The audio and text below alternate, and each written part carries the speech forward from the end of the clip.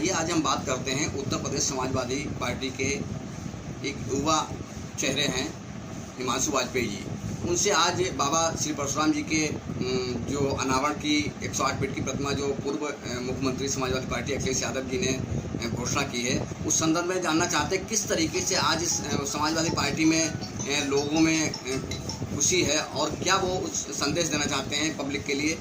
आइए उनसे जानते हैं कि किस तरीके से अपने विधानसभा पुआया में वो क्या मांग रखना चाहते हैं। सबसे पहले तो उदित जी आपका बहुत बहुत धन्यवाद जो आपने मुझे इस विषय पर अपनी बात रखने का अवसर दिया। और दूसरी चीज़, हम जब किसी भी महापुरुष या किसी भी ईश्वर की प्रतिमा स्थापित करने का संकल्प लेते हैं या स्थापित करते हैं तो उसके पीछे ऐसा कोई विशेष संदेश नहीं होता है, क्योंकि ईश्वर में हमारी आस्था होती है, हमारा समर्पण होता है, इसलिए हम इस प्रकार के जो संकल्प हैं करते हैं। इसलिए इसके पीछे कोई संदेश खोजना या कोई राजनीतिक वजह खोजना मैं समझता हूँ बेहद दुर्भाग्यपूर्ण है। और जो दल इसके पीछे वजह खोज रहे हैं, जो राजनीतिक वजह खोज रहे हैं, उन सबको भी मैं आपके माध्यम से संदेश देना चाहता हूँ कि हम लोग सभी भगवान परशुराम को अपना आराध्य मानते हैं। और जो 108 फीट ऊंची प्रतिमा हमारे पूर्व मुख्यमंत्री और समाजवादी पार्टी के राष्ट्रीय अध्यक्ष अखिलेश यादव जी ने जो स्थापित लखनऊ के अंदर स्थापित करने का जो संकल्प लिया है, उसके लिए हम उनको धन्यवाद देते हैं। और जो इस संकल्प के साथ उन्होंने भगवान श्री परशुराम जी में, मैं ये नहीं कहूँगा कि एक जाति विशेष में अपनी आस्था दर्शाई है, उन्होंने जो भगवान परशुराम जी में अपना आस्था दर्शाई है, इसके लिए मैं उनको बहुत बहुत साधुवाद देता हूँ, बहुत बहुत धन्यवाद देता हूँ। और इसके पीछे जो राजनीतिक कारण खोज रहे हैं उन सबको चिंतन की आवश्यकता है, क्योंकि ईश्वर में, और ये कोई नई चीज़ नहीं है, भारतीय जनता पार्टी के लोग सदैव चूँकि भगवान के नाम पर राजनीति करते आए हैं, इसलिए उनको लगता है कि कोई भी व्यक्ति अगर ईश्वर का नाम लेता है या ईश्वर की मूर्ति स्थापित करता है तो उसके पीछे राजनीतिक वजह उनके जहन में आना स्वाभाविक है, क्योंकि वो स्वयं ही भगवान के नाम पर राजनीति करते हैं। देखिए, हमने इस विषय को लगभग 1 वर्ष से अधिक हो गया है, हमने और हमारे साथ हमारे पुआया के एक हमारे व्यापारी भाई हैं, बड़े भाई हैं हमारे प्रभात मिश्रा जी, हम लोगों ने एक संयुक्त रूप से मिलकर नगर पालिका अध्यक्ष पुआया संजय गुप्ता जी को और ईओ साहब को, जो आज ईओ हैं, उसी वक्त वो भी ईओ थे, उनको एक ज्ञापन सौंपा था। और उस ज्ञापन में हमने उनसे ये मांग करी थी, जो जैसा कि अभी आपने कहा कि ब्राह्मण बाहुल क्षेत्र है, तो हमने उनसे ये ज्ञापन में बात रखी थी कि कम से कम पुआया के अंदर कोई चौराहा, कोई सड़क, कोई सभागार भगवान श्री परशुराम के नाम से हो, क्योंकि हम सब की आस्थाएं जुड़ी हैं।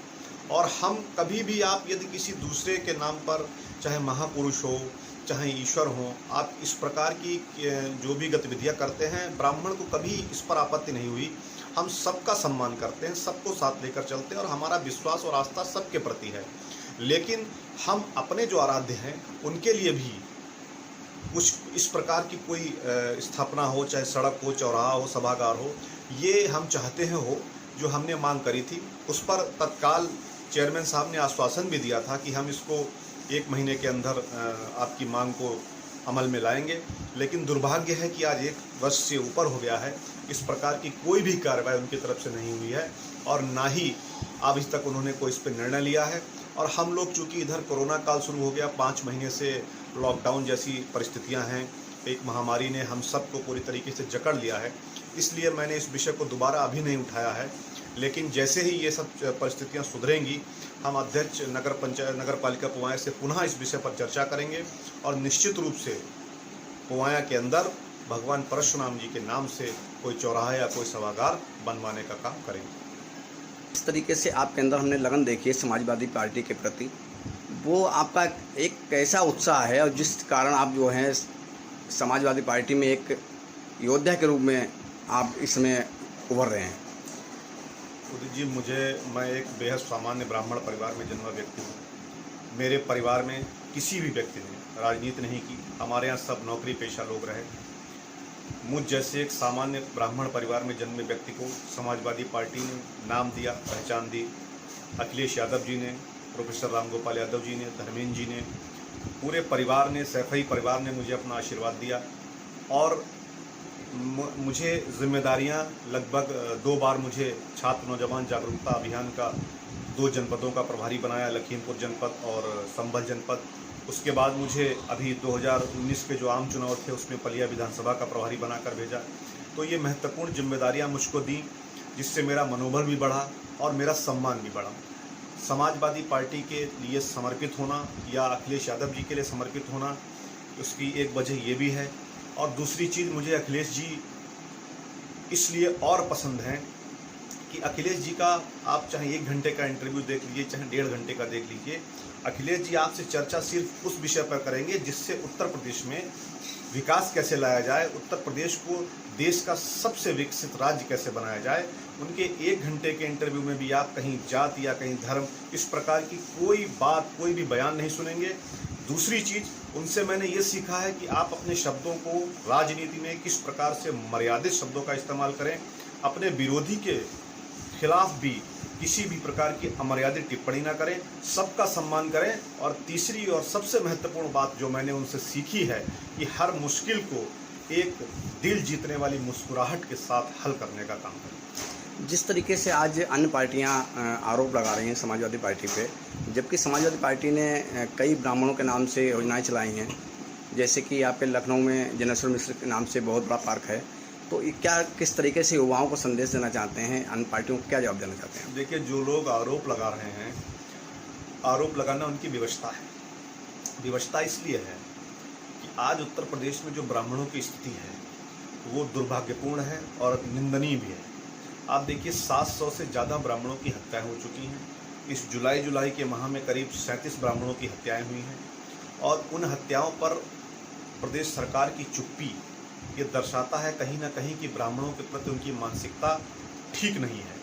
और दूसरी बात, मैं आपको बता दूं कि अखिलेश जी ने आज उत्तर प्रदेश के अंदर सबसे बड़ा पार्क हमारे संरक्षक, हमारे मार्गदर्शक आदरणीय जनेश्वर मिश्र जी के नाम पर है। और ये कोई आज की बात नहीं है या कोई हमें वोट नहीं चाहिए था जो हमने उनके नाम का पार्क बनाया।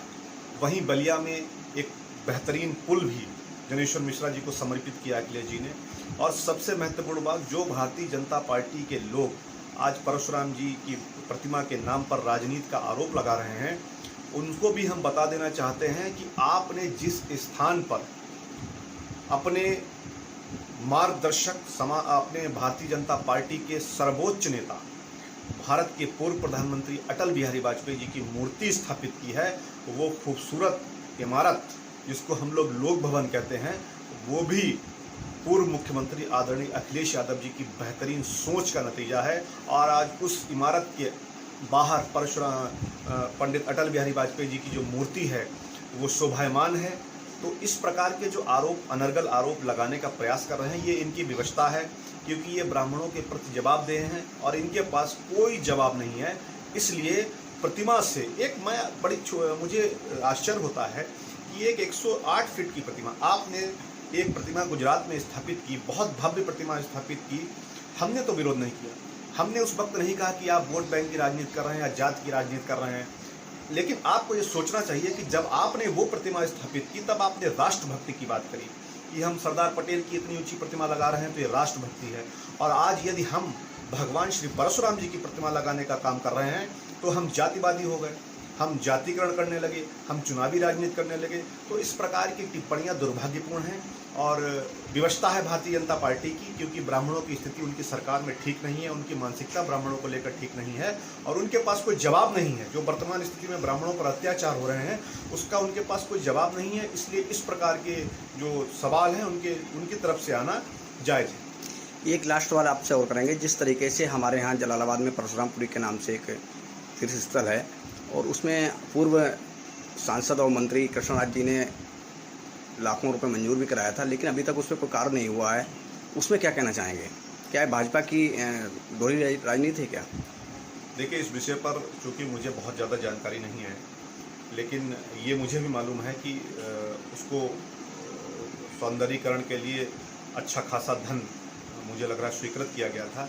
अगर इस प्रकार का अभी तक कोई कार्रवाई उस पर नहीं हुई है तो निश्चित रूप से दुर्भाग्यपूर्ण है। लेकिन साथ ही साथ मैं, हालांकि आपने सवाल नहीं किया है, फिर भी मैं आपको बता दूं कि हमारे पुवाया में भी एक स्पोर्ट स्टेडियम प्रस्तावित है, कई वर्षों से प्रस्तावित है। तो मैं आपके भी माध्यम से और एक पत्र के माध्यम से भी उत्तर प्रदेश के मुख्यमंत्री से निवेदन करूंगा कि कम से कम पुवाया विधानसभा के अंदर एक स्पोर्ट स्टेडियम, बेहतरीन sport stadium plus sport college बनवाया जाए, जिससे जो कई तमाम हमारे साथ नौजवान पढ़ते थे, जो कई प्रकार की प्रतिभा उनके अंदर छुपी थी। कोई क्रिकेट का बहुत बेहतरीन खिलाड़ी, कोई हॉकी का, कोई फुटबॉल का, लेकिन चूंकि उनको अपनी प्रतिभा को निखारने की कोई जगह नहीं मिली, तो उनकी प्रतिभाएं सीमित रह गईं और इसी छोटे से क्षेत्र में सिकुड़ कर रह गईं, जो कि बहुत दुर्भाग्यपूर्ण है। मैं उत्तर प्रदेश के मुख्यमंत्री से निवेदन करूंगा और मांग भी करूंगा आप सबके माध्यम से कि पुवाया के अंदर कम से कम एक बढ़िया स्पोर्ट स्टेडियम, स्पोर्ट कॉलेज देने का काम करें।